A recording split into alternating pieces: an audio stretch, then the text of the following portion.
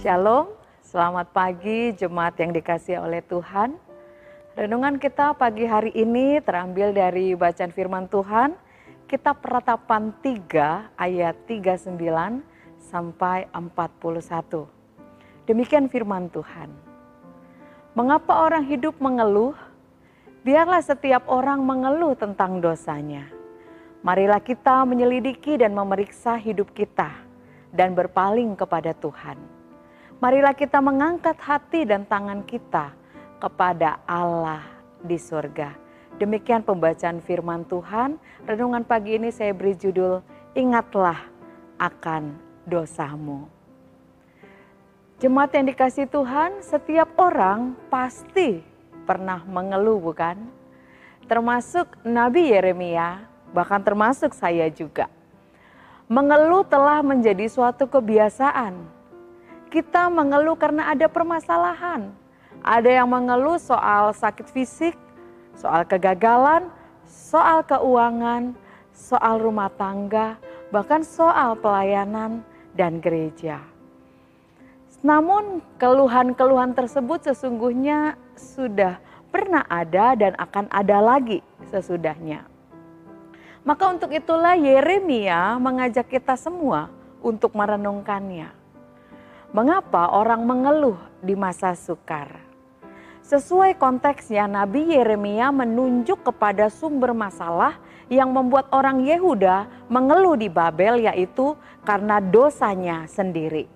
Yeremia benar, sumber masalah utama dari hidup manusia adalah dosa. Menurut Yeremia, orang Yehuda dan kita semua seharusnya mengeluhkan dosa sebagai masalah utamanya karena soal-soal lainnya yang dikeluhkan merupakan dampak dari dosa itu. Meskipun tidak semua yang kita keluhkan karena dosa juga. Banyak faktor-faktor yang lainnya. Yeremia memberikan solusi untuk terbebas dari dosa yang menyebabkan orang mengeluh di masa sukar. Yang pertama, menyelidiki dan memeriksa hidup kita dan berpaling kepada Tuhan.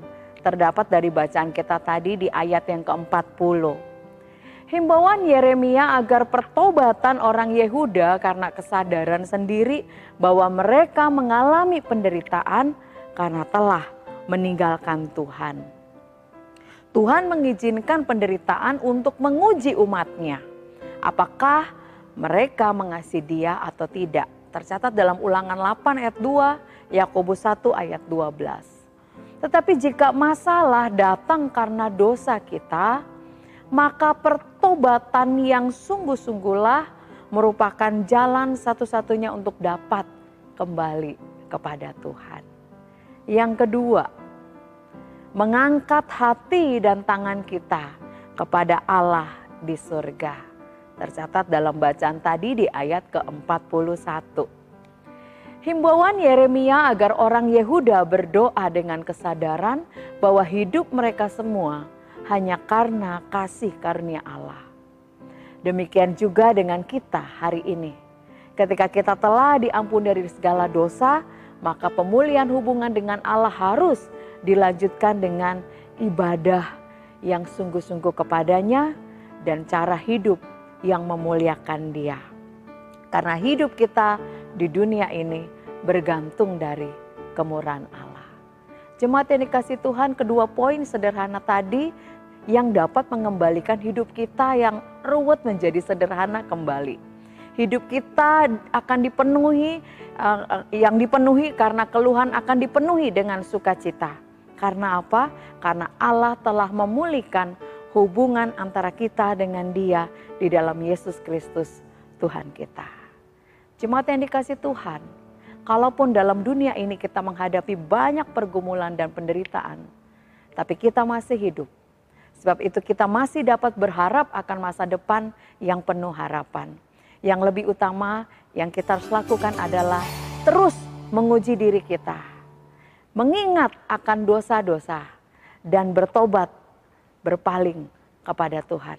Minta Tuhan terus perbaharui iman kita serta mempercayai bahwa Tuhan akan berkarya di dalam setiap kehidupan kita.